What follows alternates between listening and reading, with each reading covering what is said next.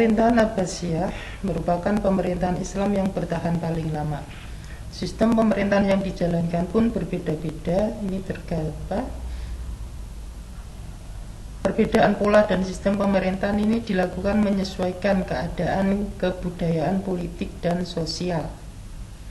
Di selama kurun waktu 5 abad, pemerintahan Abbasiyah ini dibedakan menjadi 5 fase, yaitu fase yang pertama adalah fase pembentukan atau pengaruh Persia 1, kemudian fase yang kedua adalah pengaruh Turki 1, kemudian fase yang ketiga itu pengaruh Persia 2 atau Bani Buayhi, kemudian fase yang keempat adalah pengaruh Turki 2, ini Seljuk, kemudian fase yang kelima adalah fase kemunduran.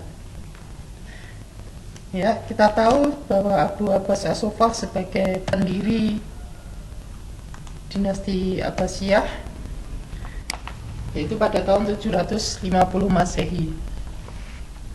Setelah pemerintahan Abu Abbas As-Saffah, pemerintahan ini dilanjutkan oleh Abu Ja'far al-Mansur, yaitu yang memerintah sekitar 21 tahun. Abu Ja'far al-Mansur ini merupakan seorang yang berkepribadian kuat, yang merupakan sosok yang tegas, berani, cerdas, dan memiliki pemikiran yang cemerlang. Pada masa pemerintahannya, ia juga memindahkan pusat pemerintahannya ke Baghdad untuk menetapkan dan menjaga stabilitas negara. Pemindahan pusat pemerintahan ke Baghdad ini terjadi pada tahun 762 Masehi. Kemudian dia juga membuat kebijakan baru, yaitu membuat lembaga eksekutif dan yudikatif. Dengan adanya lembaga eksekutif dan yudikatif inilah yang nantinya membawa tradisi baru dalam pemerintahan, yaitu dengan mengangkat wazir, yaitu sebagai koordinator dari pemerintahannya. Jadi wazir ini sebagai koordinator dari kementerian. Nah, wazir pertama yang ditunjuk adalah Khalid bin Barmak yang berasal dari Persia. Nah, dari kebijakan Abu Ja'far al-Mansur mengangkat seorang wazir inilah yang nanti periode pertama ini disebut dengan periode Persia 1, karena corak pemerintahannya ini banyak dipengaruhi oleh Persia, yaitu dari keluarga Khalid bin Barmak. Kemudian dilanjutkan oleh khalifah yang ketiga, yaitu Muhammad al-Mahdi, ini anak dari Abu Ja'far al-Mansur. Kemudian dilanjutkan oleh anaknya al-Mahdi, yaitu al-Hadi. Kemudian setelah Musa al-Hadi ini dilanjutkan oleh saudaranya, yaitu Harun ar-Rasyid. Di Harun ar-Rasyid ini sebelum menjadi khalifah dia sebagai gubernur. Kemudian pada masa pemerintahan Harun ar-Rasyid ini, pemerintahan Abbasiyah menuju puncak keemasannya, mengalami masa keemasan pemerintahan. Jadi pada waktu itu pemerintahan dinasti Abbasiyah menuju puncak kejayaannya, puncak keemasannya, sehingga kota Baghdad ini menjadi pusat dari peradaban. Harun ar-Rasyid banyak mendirikan rumah sakit, banyak mendirikan tempat-tempat sosial, kemudian lembaga pendidikan, rumah sakit, kemudian juga ada sekitar 800 dokter yang lahir pada masa Harun ar-Rasyid. Jadi kota Baghdad pada masa pemerintahan Harun ar-Rasyid ini sebagai mercusuar kota impian 1001 malam. Kemudian Harun ar-Rasyid ini memiliki kepribadian yang soleh, dermawan, taat agama. Ini hampir bisa disamakan dengan Khalifah Umar bin Abdul Aziz pada masa Bani Umayyah. Kemudian setelah Harun ar-Rasyid, pemerintahan dilanjutkan oleh Al-Amin, yaitu anak dari Harun ar-Rasyid. Peninggal Al-Amin, pemerintahan dilanjutkan oleh saudara Al-Amin, yaitu Al-Makmum. Pada masa Khalifah Al-Makmum ini pengembangan ilmu pengetahuan ini sangat digalakkan, yaitu seperti penerjemahan buku, yaitu jadi fungsi dari Baitul Hikmah ini sangat digalakkan, sehingga pada masa Al-Ma'mun ini banyak lahir penerjemahan buku, sehingga kota Baghdad waktu itu sebagai pusat pendidikan, bukan hanya pendidikan oleh dunia Islam atau pemerintahan Abbasiyah, tapi sebagai pusat pendidikan dari dunia. Jadi banyak sekali orang-orang dari luar Baghdad, bahkan dari Eropa ini belajar ke Baghdad ini pada masa pemerintahan Abbasiyah. Kemudian setelah Al-Ma'mun, pemerintahan dilanjutkan oleh Al-Mu'tasim. Nah, dari kebijakan Al-Mu'tasim inilah yang nanti akan membawa perubahan pada corak pemerintahan Abbasiyah. Di Al-Mu'tasim ini banyak mengangkat tentara-tentara dari orang-orang Turki, sehingga lambat laun orang-orang Turki ini mendominasi dari pemerintahan Abbasiyah, sehingga pada masa Khalifah yang ke-9 yaitu Abu Ja'far Al-Wasi ini tidak bisa membendung dominasi pengaruh orang-orang Turki, sehingga masuklah pada periode yang kedua yaitu Khalifah yang ke-10 Al-Mutawakil.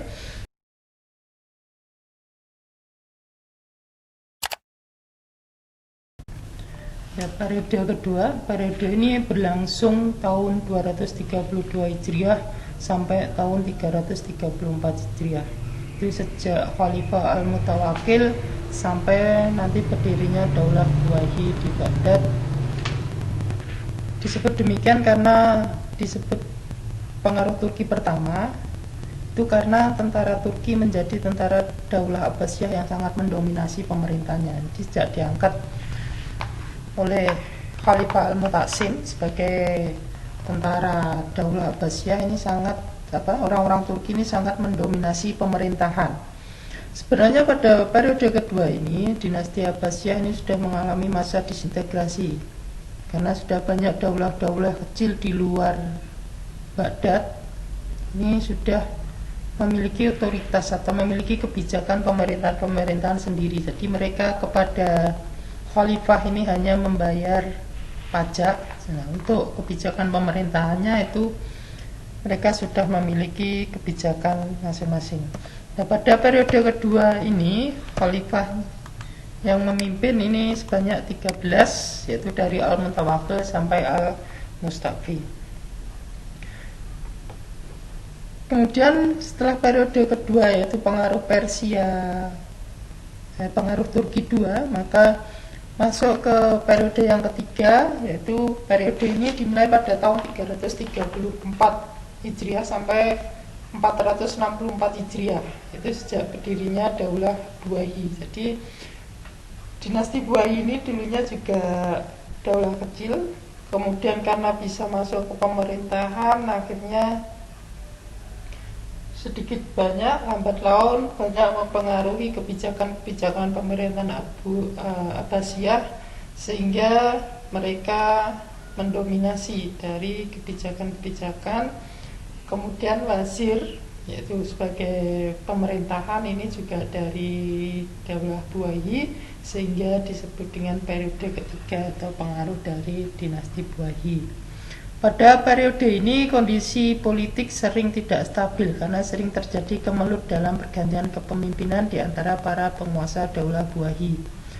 Pada masa ini para khalifah bahkan kehilangan legitimasi keagamaannya. Posisi mereka sebagai khatib sholat Jumat dan banyak diserahkan kepada orang-orang dari kalangan Buwayhi.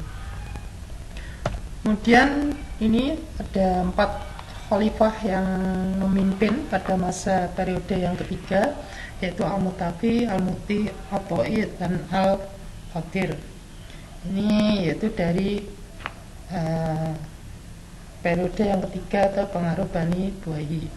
Kemudian pada periode keempat, Daulah Abbasiyah ini berlangsung tahun 464 Hijriah sampai 623 Hijriah. Di sejak masuknya orang-orang dari Daulah Seljuk ini yang beraliran Sunni. Jadi pada periode keempat ini Abbasiyah masuk ke banyak dipimpin dari orang-orang Islam yang golongan Sunni, itu dari Bani Seljuk. Kemudian ini khalifah yang memimpin pada periode keempat, yaitu ada 9 khalifah dari Al-Qayyum sampai An-Nasir. Kemudian pada periode yang kelima, ini sebenarnya Daulah Abbasiyah ini sudah terbebas dari pengaruh manapun.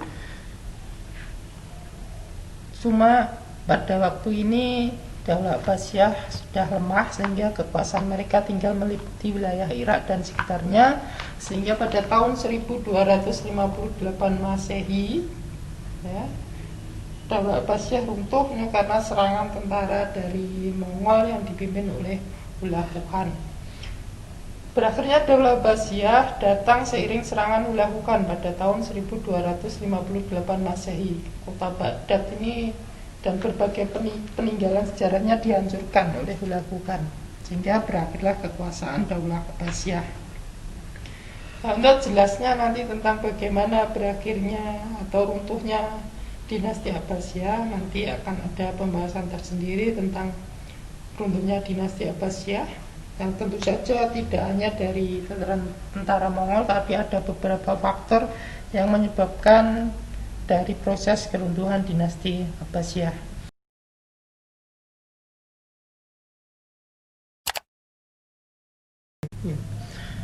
Kemajuan di bidang kebudayaan, didirikannya Istana Hasimiyah. Istana ini dibangun pada masa Abu Abbas As-Sofah. Istana ini merupakan tempat tinggal khalifah dan para keluarganya. Kemudian kebudayaan di kota Baghdad, yaitu kota ini sebagai pusat peradaban, kebangkitan ilmu pengetahuan dalam Islam. Kemudian juga ada masjid, yaitu pada masa itu berfungsi untuk tempat ibadah, tempat bermusyawarah, dan juga tempat menuntut ilmu. Kita lanjut ke bidang sosial dan ekonomi. Pada bidang ekonomi ini banyak sekali dibangun bidang-bidang pertanian, kemudian industri, juga bidang perdagangan ini mendapat pijakan yang luar biasa pada masa pemerintahan Abbasiyah. Kemudian dalam bidang sosial ini ada kelas-kelas, yaitu ada kelas khusus yang terdiri dari khalifah, ada famili khalifah, ada kelasnya para menteri, bangsawan, para tentara, dan pembantu istana. Kemudian di masyarakat umum ada kelas umum, yaitu ada kelasnya para seniman, para ulama, para saudagar dan pengusaha, juga untuk para tukang dan para petani. Ini yaitu dalam bidang sosial dan ekonomi. Ini salah beberapa kebijakan yang dilakukan khalifah pada bidang ekonomi, yaitu pada bidang pertanian. Untuk mendorong majunya kaum petani ini ada beberapa langkah, diantaranya memperlakukan ahli zimah atau penduduk non-Islam dan mawali ini penduduk Islam non-Arab itu dengan baik dan adil, serta menjamin hak milik dan hak jiwa mereka. Jadi baik itu penduduk non-Islam maupun penduduk mawali ini dalam hal bidang pertanian, istilahnya nanti pajaknya tanah ini tidak dibedakan, sehingga diperlakukan adil pada masa dinasti Abbasiyah. Kemudian mengambil tindakan keras terhadap para pejabat yang berlaku kejam terhadap para petani. Nah, ini jadi dibijaki. Kemudian memperluas daerah pertanian di segenap wilayah. Kemudian membangun bendungan, menggali kanal-kanal untuk irigasi untuk mengairi daerah pertanian. Kemudian pada bidang perdagangan ini seperti membangun pasar dibangun, kemudian mengadakan pameran perdagangan, membangun jalan-jalan sebagai sarana transportasi sehingga lalu lintas perdagangan menjadi lancar. Kemudian mengadakan perdagangan dengan negara lain. Kemudian juga membentuk armada laut untuk melindungi pantai dari serangan bajak laut. Kemudian di bidang industri itu di Kota Basrah sebagai industri sabun dan gelas, Kufah industri sutra, Persia dan Khurasan sebagai industri barang tambang, Khuzestan industri tekstil sutra yang bersulam, di kota Khurasan terdapat industri wool. Kemudian Baghdad sebagai ibu kota negara memiliki berbagai industri seperti 400 pabrik gelas, 30.000 kilang keramik, dan 400 kincir angin, dan memiliki industri-industri lainnya. Nah, itu di bidang ekonomi yang dilakukan pada masa kekhalifahan Abbasiyah. Kemudian dalam kemajuan di bidang pendidikan dan pengetahuan ini tentu saja sangat luar biasa, karena Baghdad waktu itu sebagai pusatnya orang belajar, jadi pusat pendidikan Berdiri lembaga-lembaga pendidikan yaitu Darul Hikmah, perguruan tinggi madrasah, kalau sekarang kita menyebutnya MI, MTSMA. Dan ini ada majelis munadharah, tempat berkumpul untuk membahas masalah-masalah ilmiah. Kemudian Adnizimiyah, pusat studi ahli agama. Jadi pendidikan ini sudah maju waktu Abbasiyah, sangat-sangat maju, bukan hanya maju. Kemudian berdiri kota-kota kegiatan ilmu pengetahuan di Mekah, Madinah, Kufah, Damaskus. Kemudian lahirnya ilmu fikih dan para fuqaha terkenal antara lain yaitu ini 4 imam mazhab yang kita kenal sampai saat ini, Imam Abu Hanifah, Imam Syafi'i, Imam Malik, dan Imam Ahmad. Ini yaitu tokoh-tokoh yang lahir pada masa dinasti Abbasiyah. Kemudian perkembangan ilmu lain yaitu perkembangan ilmu tafsir, ada tokohnya Ibnu Jafir At-Tabari dan lain masih banyak lagi. Kemudian ilmu hadis, ada tokohnya Imam Bukhari, Imam Muslim, ini juga lahir pada masa dinasti Abbasiyah. Kemudian dari ilmu tasawuf, tokoh yang terkenal ada Imam Al-Ghazali. Kemudian dari ilmu bahasa ada Siwaidi. Kemudian juga berkembang ilmu ahli seperti ilmu kedokteran, itu yang kita kenal seperti Ibnu Sina. Kemudian ilmu filsafat, ilmu falak, sejarah, farmasi, dan kimia. Jadi perkembangan ilmu pada masa dinasti Abbasiyah ini sangat-sangat luar biasa. Ya, itu pembahasan kita kali ini. Kita lanjutkan nanti pada kesempatan-kesempatan berikutnya, karena kalau kita membahas dinasti Abbasiyah ini sebenarnya pembahasan yang sangat panjang dan lebar. Ya, semoga dari kita mempelajari dinasti Abbasiyah kita bisa melihat bagaimana Islam pada waktu Abbasiyah dan Islam sekarang, sehingga kita sebagai umat Islam bisa mengambil hikmah yang baik, bisa mengambil hikmah yang positif untuk kemajuan agama Islam. Ya, sekian, wassalamualaikum warahmatullahi wabarakatuh.